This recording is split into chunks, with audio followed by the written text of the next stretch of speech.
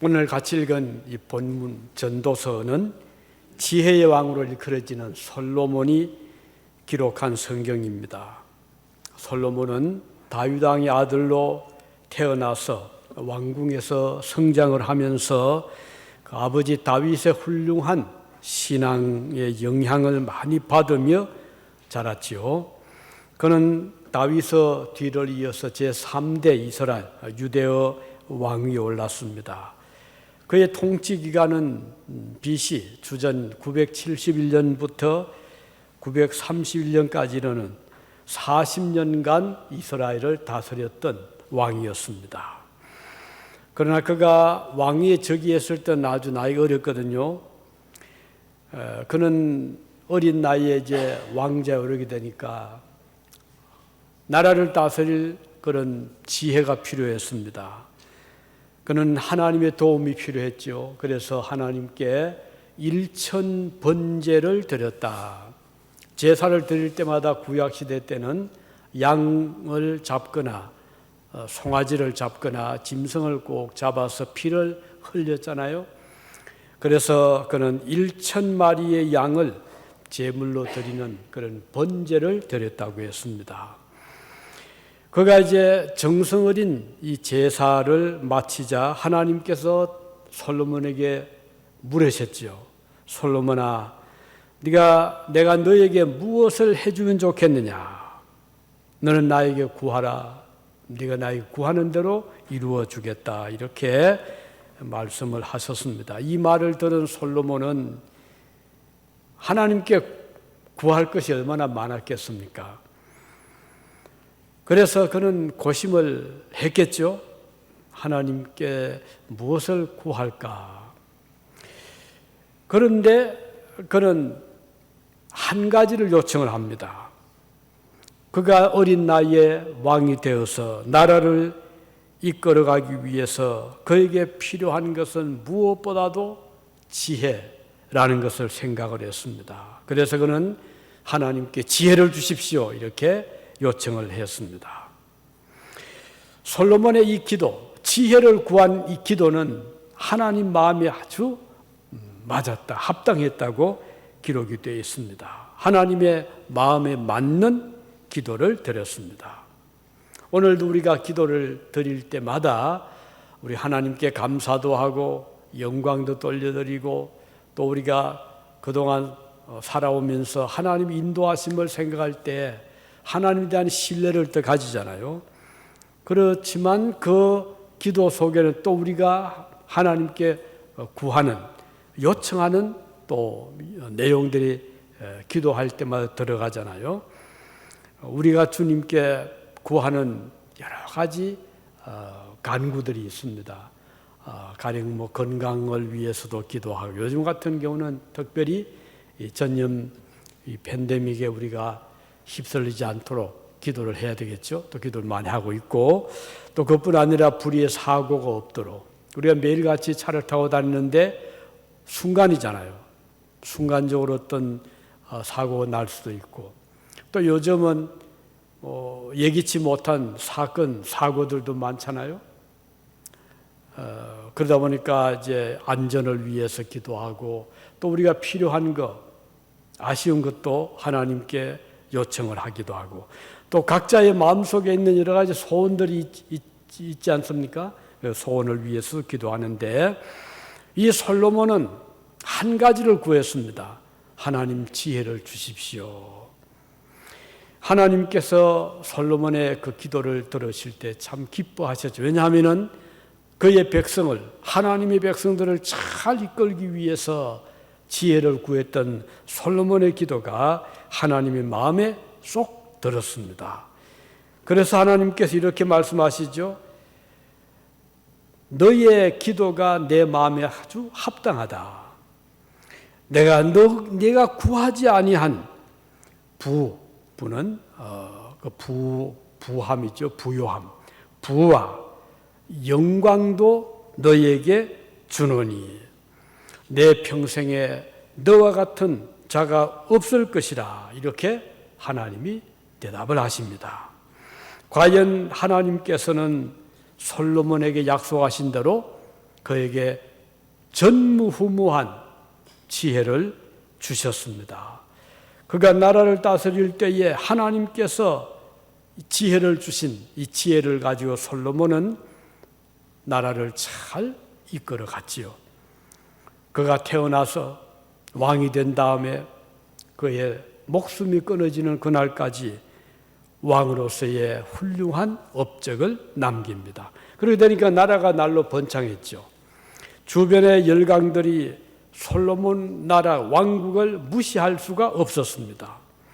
많은 나라에서 사신들을 유대에 보내서 화친을 요청하고 또 조공을 바치기도 하고 이렇게 해서 솔로몬 왕국은 탄탄하게 안정적으로 부요하게 나라가 기초를 다지게 되었습니다.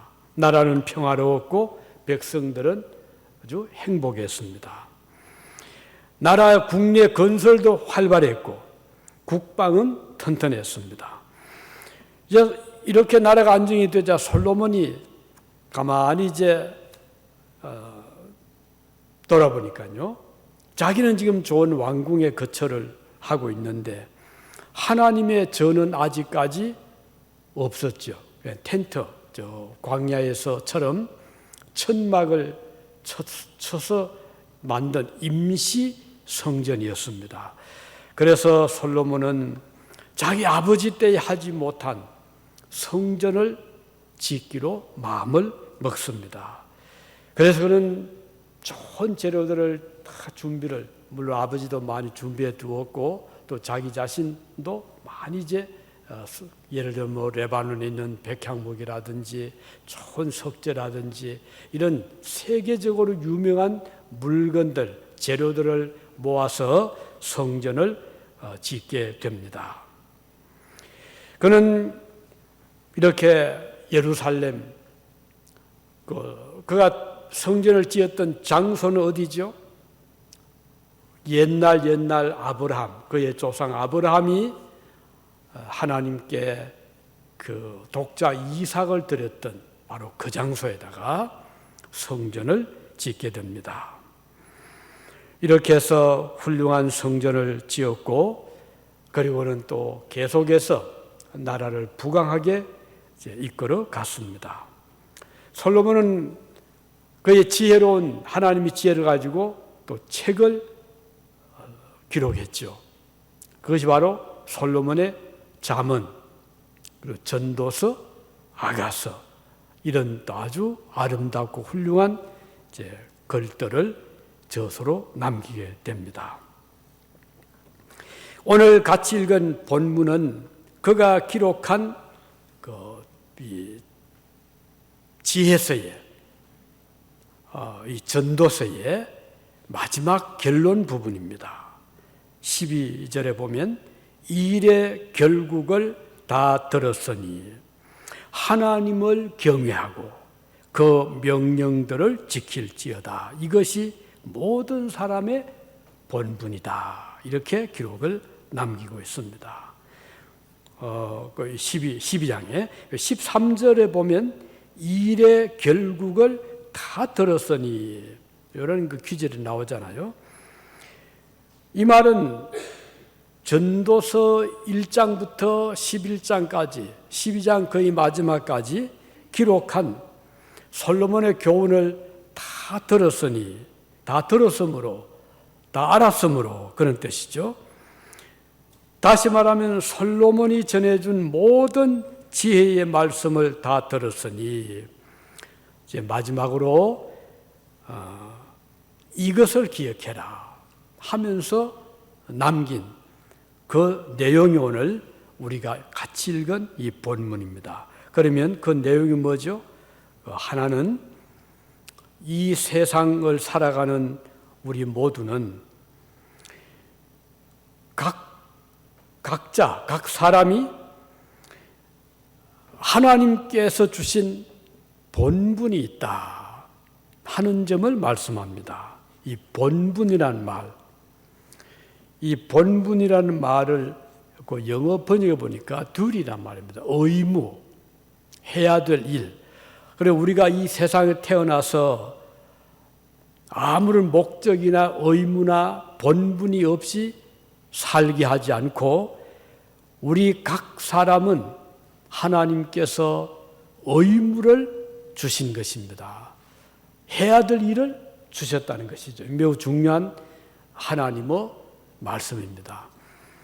오늘 그래서 이 땅에 태어난 모든 우리 저와 여러분 모든 사람들은 아무런 목적 없이 의무 없이 태어난 사람은 없다고 볼 수가 있습니다. 사람이 이 세상을 태어나는 것도 중요하죠. 한 생명이 탄생되는 위대한 하나님의 창조 역사를 통해서 우리가 이 땅에 왔습니다. 그런데 이렇게 우리가 이 땅에 올 때 목적이 뭔가요? 또는 사명이 혹은 의무가 뭘까요? 이것을 우리는 알아야 된다 하는 것이 오늘 본문의 중요한 교훈입니다. 이 일의 결국을 다 들었으니, 이 말은 지금 솔로몬이 하나님의 지혜를 받아서 이 전도서를 다 기록해서 이제 마지막 부분이죠. 너희들이 다 들었지 않았느냐? 다 들었으니 이제 본분을 알아야 된다. 그런 뜻이 되겠습니다. 이 본분, 사람이 지켜야 될 의무, 사명이라고 말씀드렸죠. 그러나 우리 각자는 반드시 해야 될 일을 가지고 이 땅에 왔다는 것입니다. 우리 하나님께서 우리를 이 세상에 보내실 때, 창조하실 때 각 사람에게 해야 될 사명을 주셨기 때문입니다. 그것을 우리가 알 수 있는, 쉽게 알 수 있는 한 방법으로 우리의 존재, 우리의 삶을 생각할 수 있겠죠. 가령 우리가 육신을 가지고 태어났는데 일생을 살기 위해서 하나님이 우리 몸에 주신 기능들이 있잖아요. 눈의 기능, 귀의 기능, 또는 손의 기능, 발의 기능, 다 기능이 있습니다. 그러니까 의미 없이 우리 몸에 주어진 지체는 없다고 볼 수가 있죠. 어느 하나만 탈이 나도 그 불편함은 말할 수 없이 크잖아요. 얼마나 힘든 삶을 살아갈 수밖에 없겠죠. 그런 기능을 잘하면 정말 편하게, 평안하고 행복하게 살아갈 수가 있는 것입니다. 만일에 갑자기 눈이 어두워진다든지 또는 귀가 어두워진다든지 또는 손이 기능을 못한다고 하면 얼마나 힘들겠습니까? 그러나 기능을 잘 하게 되면 전체 몸이 아주 활발하게 움직이고 일도 할 수 있고 무엇든지 마음먹은 대로 행할 수가 있지 않습니까? 마찬가지로 오늘 하나님께서 저 여러분들 이 세상에 보내셨는데 목적대로 살면 가장 행복한 삶을 살아갈 수가 있는 것입니다. 가장 의미 있는 그런 생활을 할 수가 있는 것이죠. 우리 하나님께서 우리에게 주신 그 듀티, 의무 매우 중요합니다. 가령 우리 각자에게도 마찬가지잖아요. 가령 가족, 전체 가족에 이제 자녀가 있고 어머니가 있고 아버지가 있고 또는 조부모님이 계시는데 이런 각 가족들이 각각의 위치에서 자기의 일을 잘하면 그 온 가정이 행복하잖아요. 자녀들이 부모의 보호를 잘 받으며 성장할 수 있고 또 사업을 하든 직장 생활하든 그 직장 생활하면서 가정을 서포트할 수가 있고 그리고 온 가족이 서로 돕고 도움을 받고 주면서 복된 가정 생활을 할 수가 있습니다. 국가도 그렇잖아요. 군인이 나라를 잘 지킬 때 나라가 얼마나 안전하잖아요. 사업가들이 열심히 사업을 해서 산업을 일으키고 농부들이 열심히 농사를 짓고 이렇게 해서 먹을 것이 풍성하게 되고 그리고 경제적으로 윤택하게 되는 한 국가가 되는 것이죠. 각자의 사명은 참 중요한 것입니다. 여기는 직업에 귀천이 없잖아요. 그래서 우리 개신교의 그 주요 직업관은 직업은 하나님 앞에 천직이다. 그래서 귀천이 있을 수가 없다 하는 것이 우리 성경의 중요한 교훈인 것입니다. 각자의 자기의 그 분야에서 최선을 다할 때 그 아름다운 것입니다. 그래서 요즘에 라이선스라는 것이 있잖아요. 그 어떤 각 사람이 가지고 있는 그런 어떤 인정서가 되겠죠. 그래서 꼭 뭐 우리가 저 사람처럼 돼야 된다. 그게 아니고 각자의 하나님 주신 재능이 다르고 가는 길이 있기 때문에 그 자기의 삶을 잘 살아가면 그것이 행복한 삶이 될 수가 있는 것입니다. 자, 그래서 오늘 저와 여러분도 오늘 본문이 주는 중요한 교훈은 우리 모두에게는 본분이 있다. 의무가 주어져 있고 해야 될 일이 있다는 것을 우리가 아는 것입니다. 이것은 하나님께서 주신 고유한 의무입니다. 솔로몬이 받은 지혜 중의 지혜는 각자에게 이런 삶의 목표가 있고 의무가 있다는 것입니다. 오늘 우리 그리스도인들도 마찬가지입니다. 우리는 이 세상을 살아가면서 하나님이 나에게 주신 사명이 뭘까, 의무가 뭘까, 도리가 뭘까를 잘 생각하는 것은 매우 중요한 것입니다. 이 일을 위해서 우리에게 주신 하나님이 주신 여러 가지 은사가 있습니다. 그게 뭐죠? 건강의 은사, 또 재능의 은사, 시간, 또 그 지적인 능력, 이런 하나님이 주신 각자의 주신 여러 가지 하나님이 주신 그런 재능들이 있습니다. 이것을 잘 활용하는 것이죠. 물질도 마찬가지죠. 우리의 수명도 마찬가지가 되겠죠. 이런 모든 것들을 잘 활용하는 것은 우리가 하나님께 받은 아주 천부적인 사명이라는 것입니다. 그래서 우리 그리스도인들은 아무리 살아가기 힘들어도 생을 포기할 수가 없죠. 또 해서도 안 되죠. 왜냐하면 하나님 주신 귀한 생명을 내가 싫다고 마음에 안 든다고 포기를 하는 것은 하나님의 뜻이 아니기 때문입니다. 그래서 우리 신자들은 아무리 힘들어도 주저앉거나 물러서거나 생을 포기해서는 안 되는 것입니다. 자, 이것이 첫 번째 주시는 중요한 교훈이고, 그러면 더 나아가서 우리에게 주신 그 사명이 있죠. 첫째는 사명이 각자에게는 주어져 있다. 본분이 있다는 거죠. 그 사명이 뭔가 하는 것입니다. 그 첫 번째가 13절에 보면 우리의 첫 번째 본분은 하나님을 경외하는 일이다 하는 것입니다.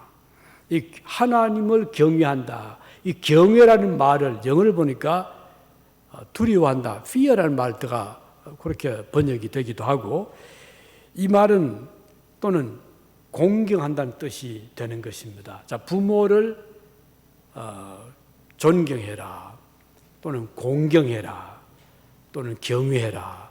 하나님만큼은 아니지만 그 의미 속에 그 유사한 점이 있습니다. 좀 두려워하면서도 존경하는. 왜냐하면 하나님께는 권위가 있기 때문입니다. 그래서 우리에게 주어진 첫 번째 그리스도인의 또는 이 세상에 살아가는 우리 인간에게 주신 본분은 하나님을 경외하는 것이다 하는 것입니다. 우리가 하나님을 대하는 태도입니다. 그것이 바로 경외하는 자세이죠. 하나님의 권위를 인정하는 것입니다.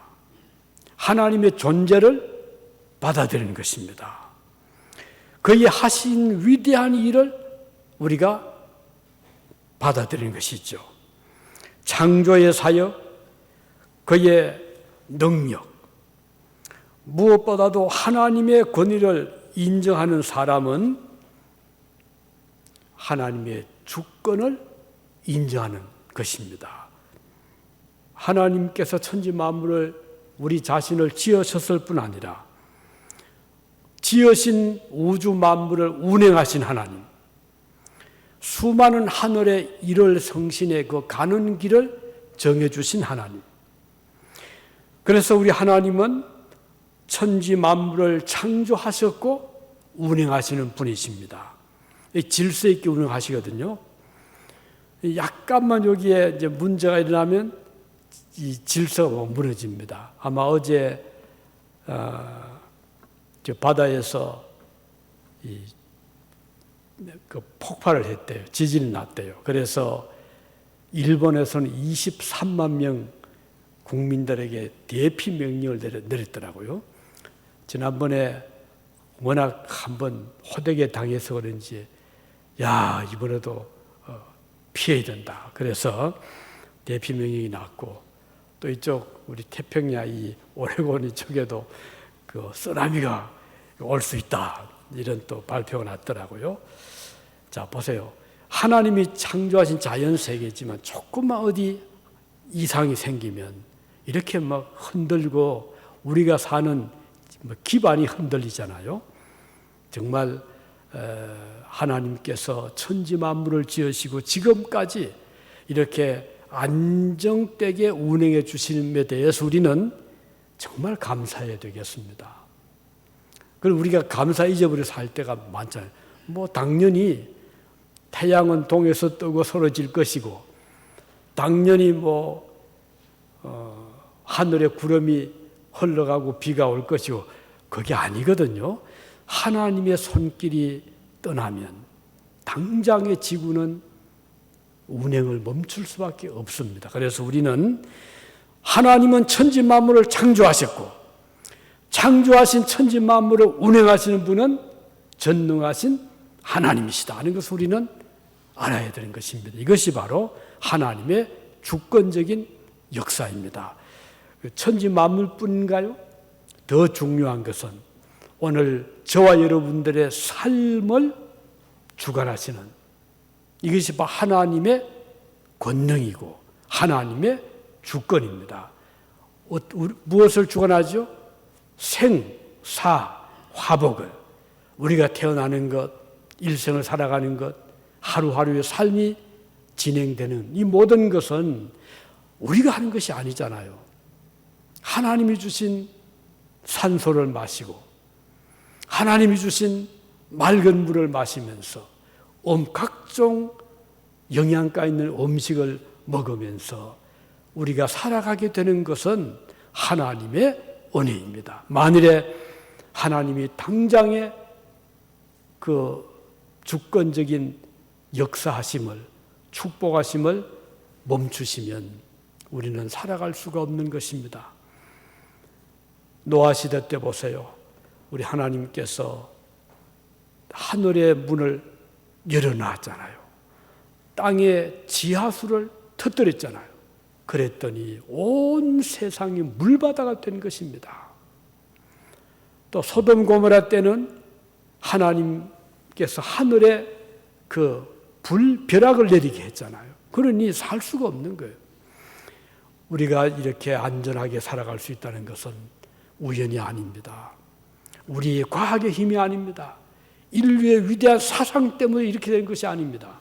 하나님의 능력으로 지금까지 지구가 운행되어 왔고 인류가 존재해 왔고 하나님의 주권적인 축복 속에서 우리가 살고 있다는 것을 우리는 바로 아는 것이 매우 중요한 것입니다.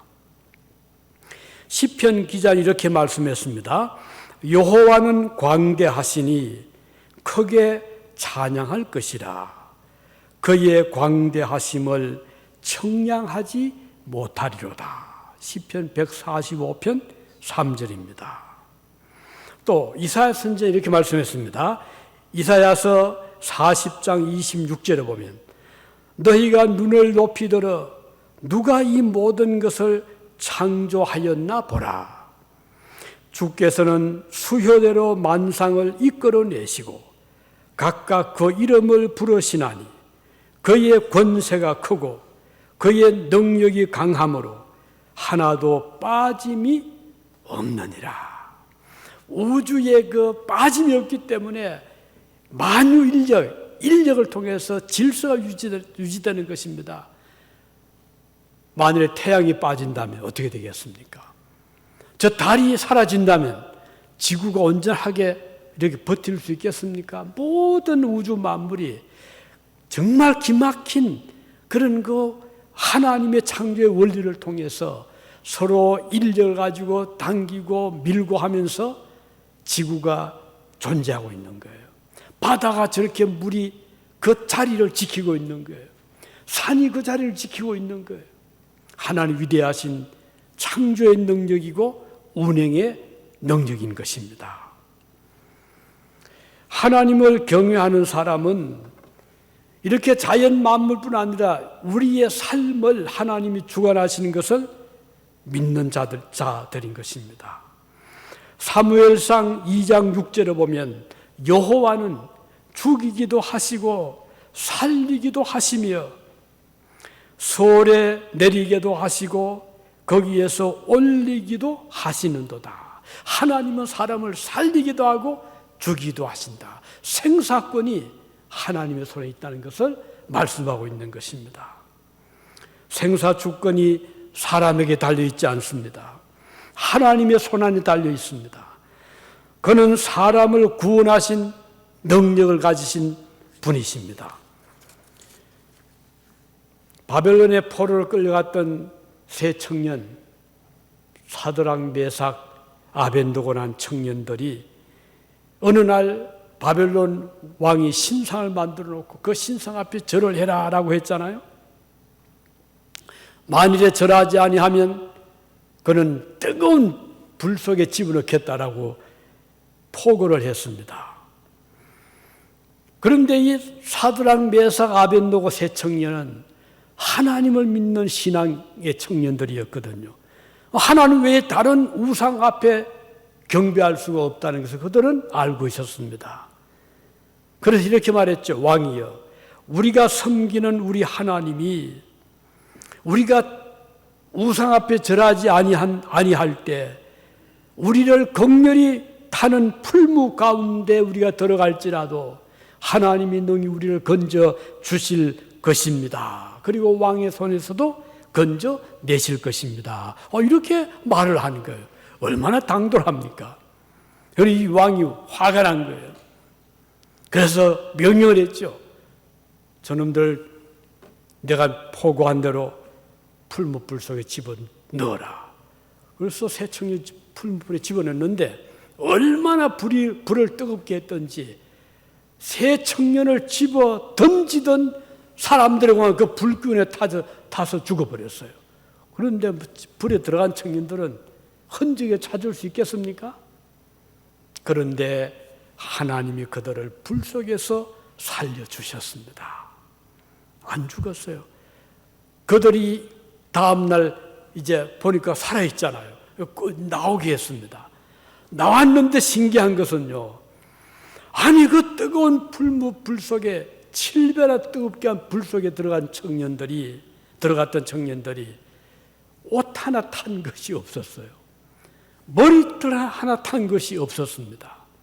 이게 하나님의 능력이 아니고는 불가능한 것이죠.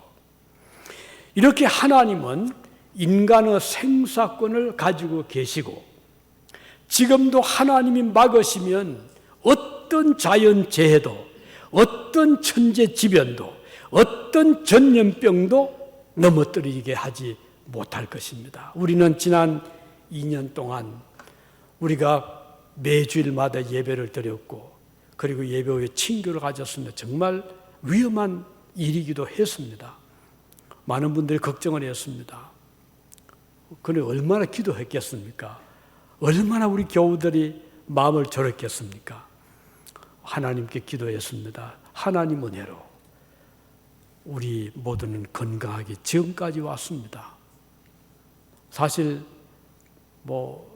65세 넘은 사람들이 이거 걸릴 위험하대가지고 미리 주사도 주고 했잖아요. 저도 나이가 60 훨씬 넘었고, 또 우리 교우들 중에도 연세 드신 분이 계시는데 여차하면 어떻게 되겠어요? 하나님 은혜로 우리는 지금까지 보호를 받아왔습니다. 우리가 살아가면서 얼마나 위험한 일이 많잖아요. 얼마나 순간순간 가슴을 쓸어내려야 될 때가 많잖아요. 그런 때 우리는 하나님의 주권을 믿는 자들입니다. 우리의 생사화복이 하나님의 손에 있다. 우리가 살고 죽는 것도 주님의 뜻에 달려있다는 것을 우리는 믿기 때문에, 그래서 하나님을 경외하는 자들은 하나님의 주권을 믿는 자들인 것입니다. 그 다음 또 한 가지, 오늘 본문이 말씀하는 것은 무엇이죠? 하나님의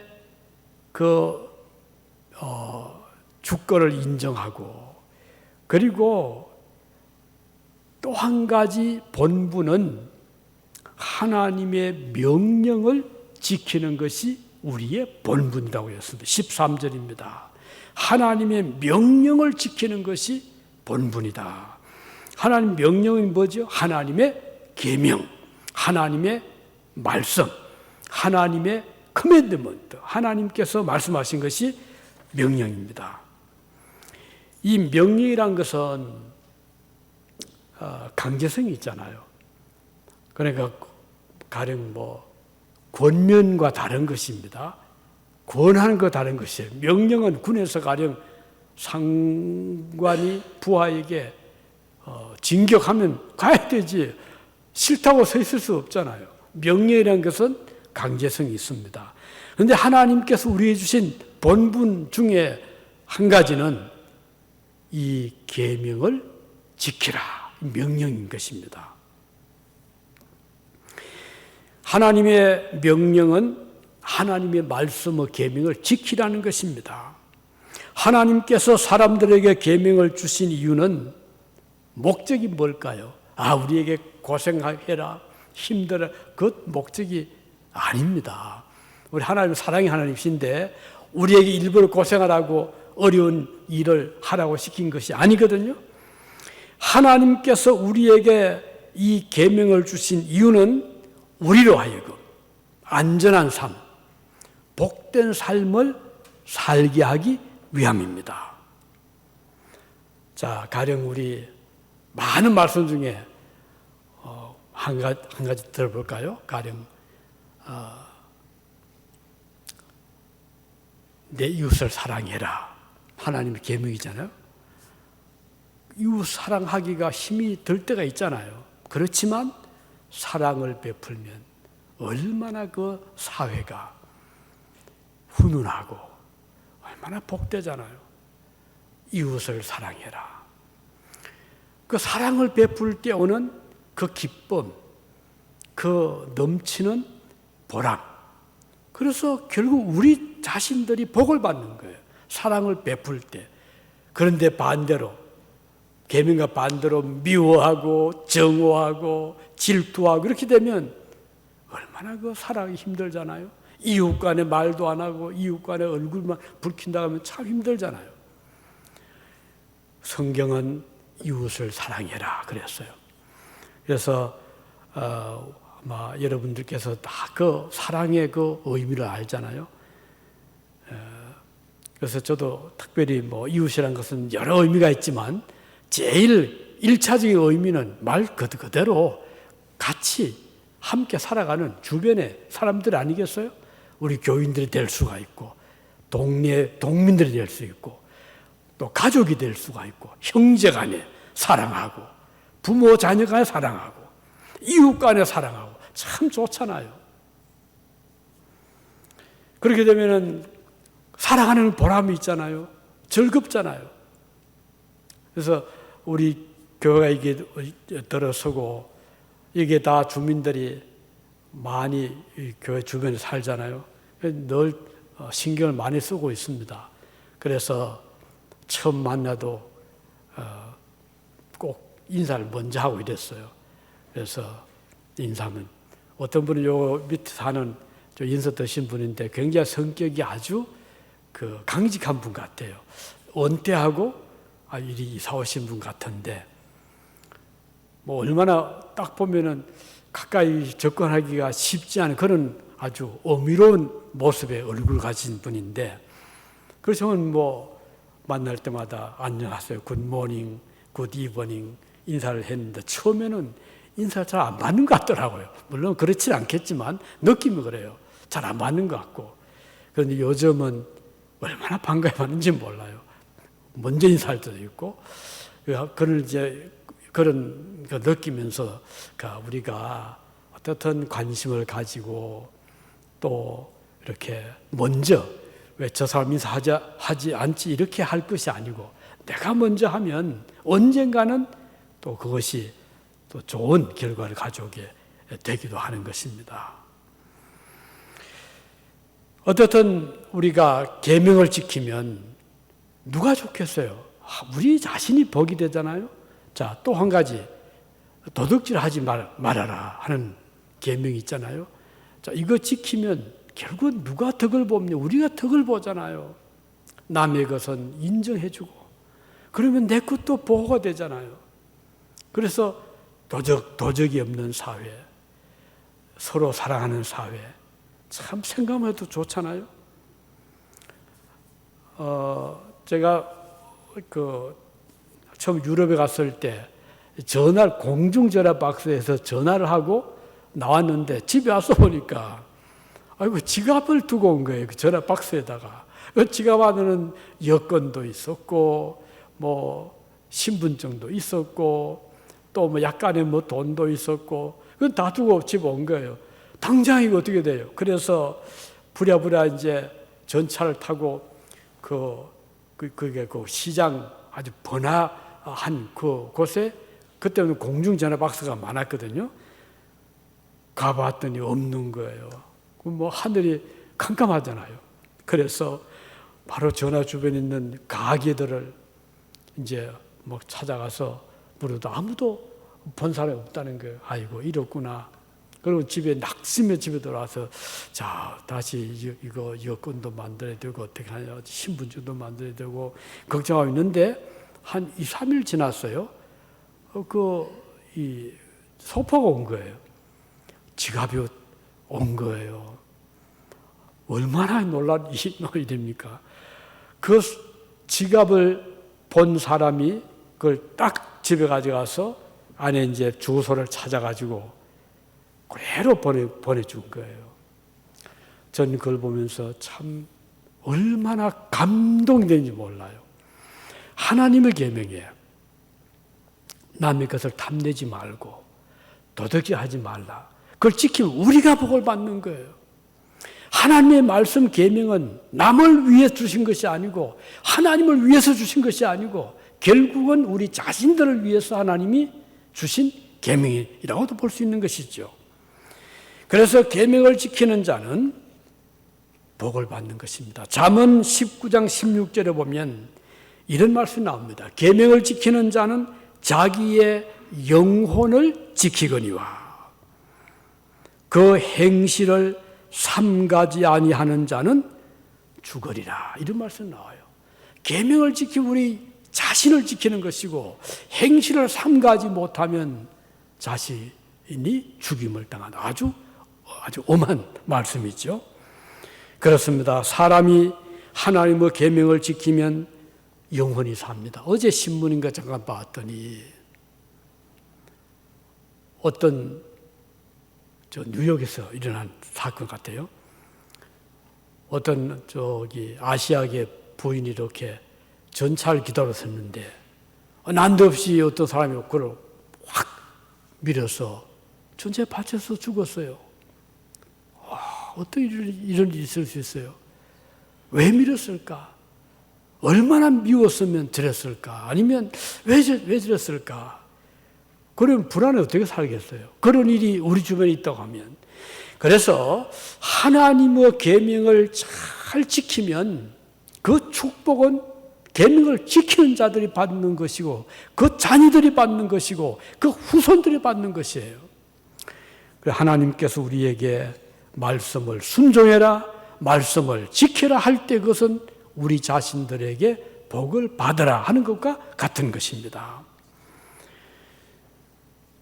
잠언 1장 8절에 보면 이런 말씀 나옵니다. 솔로몬이 지혜왕이 주신 말씀인데, 내 아들아, 내 아비의 훈계를 들으며 내 어미의 법을 떠나지 말아라. 자녀들이 주신 교훈인데, 자녀들이 아버지의 훈계를 잘 듣고 어머니의 그 말씀을 잘 들으면 그 복이 결국은 자신들이 가잖아요. 잘 되라고 하지 어느 부모가 자녀를 힘들게 하려고 고생시키려고 나무란 부모가 어디 있겠습니까? 그래서 하나님의 말씀을 잘 들으면 그것이 우리에게 복이 되는 것입니다. 하나님께서 그 자녀들에게 계명을 주신 이유는 그 계명이 그들을 살게 하기 때문인 것입니다. 하나님께서 모세를 통해서 이스라엘 백성들에게 이렇게 말씀하셨죠. 신명기 11장 26절에 보면 내가 하나님 내가 오늘 복과 저주를 너희 앞에 두노니 너희가 만일 내가 오늘 너희에게 명하는 너희 하나님 여호와의 명령을 들으면 복이 될 것이요. 그랬어요. 우리 하나님 말씀 들으면 우리에게 복이 된다는 것입니다. 이 말씀은 모세시대 BC 1500년경에 주어진 말씀이지만 오늘도 유효합니다. 우리가 하나님의 계명을 지키는 일은 우리의 본분입니다. 우리가 살 길입니다. 우리가 복을 받는 길입니다. 이 본분을 행하는 사람은 지금도 하나님의 복을 받습니다. 지혜로운 사람은 이 하나님의 계명을 잘 지킴으로 본분을 다하는 사람입니다. 그는 하나님의 축복을 받습니다.